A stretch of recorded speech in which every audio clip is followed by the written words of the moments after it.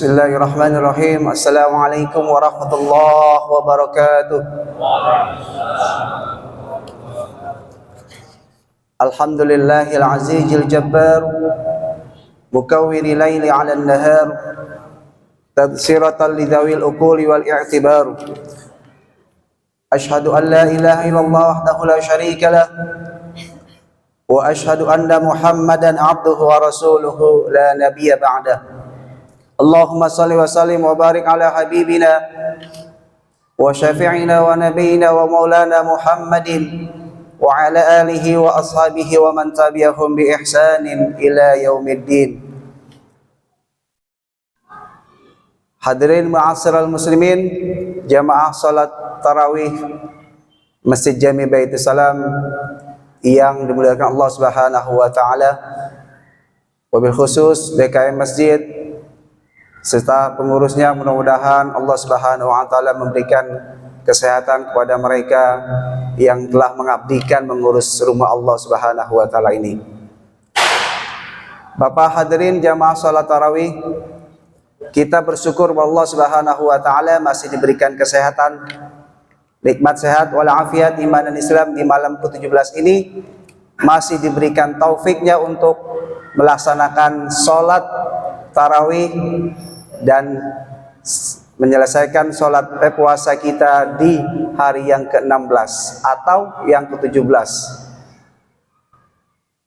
Bapak Ibu sekalian, kalau kita ingat-ingat waktu dulu kita sekolah, di zaman masih ada EPTA, di zaman yang saat itu guru bisa memutuskan lulus atau tidak.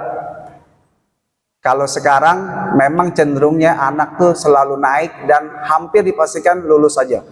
Tapi dulu waktu kita zaman sekolah di era 90 atau 2000-an itu masih berlaku seperti itu.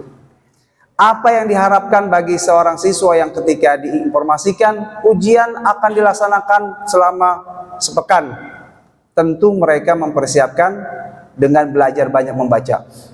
Dan yang diharapkan oleh peserta ujian tersebut adalah kelulusan, dan kelulusan yang diharapkan tentu adalah nilai yang memuaskan, yang kemudian dapat ijazah, kemudian bisa meneruskan ke jenjang pendidikan yang lebih tinggi. Tidak ada satupun siswa yang kalau sekolah nggak mau naik kelas, nggak mau lulus atau nilainya jelek. Dan apa yang diharapkan bagi seorang ayah, seorang suami yang keluar rumahnya untuk bekerja maupun berusaha mencari rezeki dan pulang ke rumah, tentu harapannya adalah membawa uang yang dengannya bisa menafkahi anak dan istrinya. Bayangkan seandainya sekolah, misalkan satu siswa atau satu sekolah belajar giat tapi semuanya nggak ada yang lulus, atau kita bekerja dari pagi sampai sore sebulan tidak digaji sama bos kita, tentu ada kekecewaan.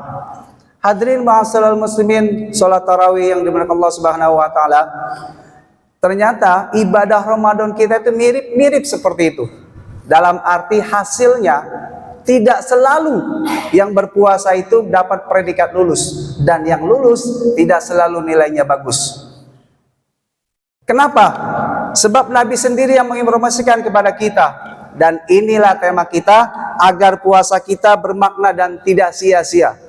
Diawali oleh sabda Nabi kita Muhammad SAW yang menjadi peringatan kita semua, dan semoga kita tidak termasuk di dalamnya. Beliau bersabda, "Rubba shaimin hazzuhu min siyamihil ju' wal 'atas." Banyak yang berpuasa tapi ia tidak dapat apa-apa dari puasanya selain lapar dan dahaga. Ini kan mirip dengan kita kerja dari pagi sampai sore sebulan, habis waktu di kerjaan tapi nggak digaji. Hadirin ma'asyiral muslimin, puasa yang jenis ini memang secara hukum fikih itu sah, artinya dia sudah menggugurkan kewajibannya dan tidak berdosa karena meninggalkan puasa sebab ia berpuasa. Tapi hadis ini juga mengisyaratkan bahwa yang puasa ternyata hanya dapat haus dan dahaga saja.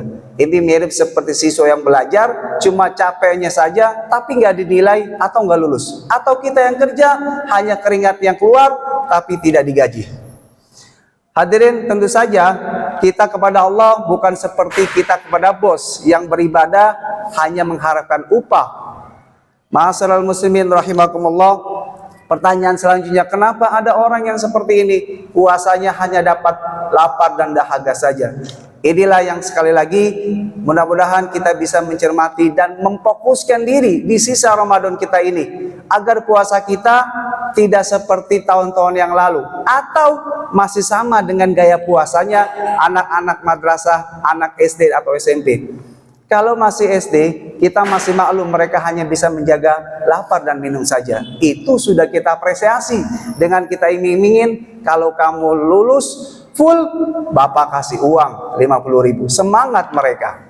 Hadirin, pertama, para ulama sudah meramunya. Setidaknya ada 3 hal yang dilakukan mereka yang berpuasa, tapi hanya dapatlah puasanya dapat haus dan dahaga, lapar dan dahaga saja. Pertama, sebab mereka melakukan suatu dalam puasanya berkata dusta. Dalam bahasa agamanya disebut qaulaz zur. Dalam sabda Nabi SAW bersabda dalam hadis riwayat Imam Bukhari, "Man lam yada qaulaz zuri wal amala bih, falaysa lillahi hajah fi ayyada ta'amahu wa syarabah." Siapa yang tidak bisa meninggalkan perkataan dusta di dalam puasanya, Allah tidak butuh upaya dia menahan lapar dan dahaganya. Itu artinya seperti kita kerja, masuk ya masuk, pulang ya pulang, keringetan ya, tapi tidak dinilai. Pertama, itu yang dilakukan. Mereka melakukan qaulaz zur. Lalu timbul pertanyaan Bapak Ibu sekalian, kan dalam sehari-hari seringkali kita nggak merasa berbohong. Lalu gimana kalau sudah terlanjur dalam puasa kita ada ucapan bohong? Apakah kita batalkan dengan beralasan percuma saya puasa? Karena kata Pak Ustadz, kalau yang berbohong puasanya nilainya bisa jadi hilang. Hadirin, ketika seseorang melakukan kedustaan kemudian berbuka, maka sesungguhnya dia sudah kalah 2 kali oleh setan. Pertama, tidak bisa menahan nafsunya untuk tidak berbohong. Kedua, digoda setan untuk berbuka. Dan hukum berbuka bagi yang berpuasa tanpa ujur syar'i ini ada hukum tersendiri. Dalam sabdanya Nabi SAW bersabda, "Man aftara yauman fi Ramadan", siapa yang sengaja buka puasa ketika ia sedang puasa Ramadan, sengaja buka, fi ghairi rukhsatin rakhasahallahu azza wa jalla, selain karena alasan yang dibenarkan Allah Subhanahu wa taala, misalnya dalam keadaan kita safar, tidak kuat lalu kita buka, itu dibolehkan. Atau di tengah puasa keluar darah haid, itu juga malahan justru tidak boleh berpuasa. Tanpa ujur sengaja, lam yaqdi alaihi wa in shamahu ad-dahru kullahu. Maka kalau ia mengganti dengan setahun puasa, itu tidak bisa menggantinya. Ini menunjukkan setahun puasa untuk mengganti 1 hari puasa Ramadan tidak bisa mengimbangi yang 1 hari itu. Tapi bagaimana Pak kalau terlanjur? Ya tetap secara hukumnya dia harus mengqadha. Ini menunjukkan 1 hari di luar Ramadan itu pahalanya tidak bisa diimbangi dengan setahun puasa di luar Ramadan. Kemudian hadirin, yang kedua, mereka yang puasanya hanya dapat lapar dan haus saja karena melakukan perkataan lagwun dan rafas. Ini yang kita khawatir, jangan-jangan kita sesekali suka begini. Laisa siyamu minal akil wa syaraf, kata Nabi Muhammad SAW, innama siyamu minal lagwi wa rafas. Puasa itu tidak hanya sekedar menahan makan dan minum, tapi juga menahan lagwun dan rafas. Apa itu lagwun? Apa itu rafas? Lagwun diartikan oleh ulama perkataan sia-sia, ngalor ngidul, yang kemudian cenderung nanti berdosa. Ini kan mungkin sering nih kita lakukan. Apakah otomatis pahalanya hilang? Belum tentu juga. Jadi hilang pahala itu memang hanya Allah yang tahu. Kadarnya Allah yang tahu. Aktivitasnya tergantung kita. Kemudian rafas itu perkataan kotor, perkataan keji. Nah, ini juga kan kadang-kadang sering Bapak Ibu kita lakukan. Misal di perjalanan nggak sengaja nabrak motor yang salah ngasih sen kanan padahal ke kiri. Lalu kita ngambil kiri dan dia lagi yang ngotot. Kan biasanya kita yang merasa menang, dia yang salah. Timbul ungkapan kata-kata kasar, baru tersadar saya sedang puasa. Nah, dalam hal itu tidak boleh kita berbuka dengan alasan telanjur berkata kasar kepada orang. Itu sekali lagi justru setan senang karena berhasil menggoda puasa kita. Sebab Bapak Ibu sekalian, ada juga di antara kita yang alasannya seperti itu, daripada puasa sia-sia mendingan buka sekalian. Justru kena dosa, hadirin. Itu yang kedua, karena dia melakukan perkataan rafas dan lagun. Lalu kalau telanjur gimana? Ada obatnya, ada solusinya. Bukan dengan berbuka, tapi dengan tutup istighfar. Sebab di dalam ayat Al-Imran ayat 135 itu disebutkan oleh Allah ciri mereka yang bertakwa.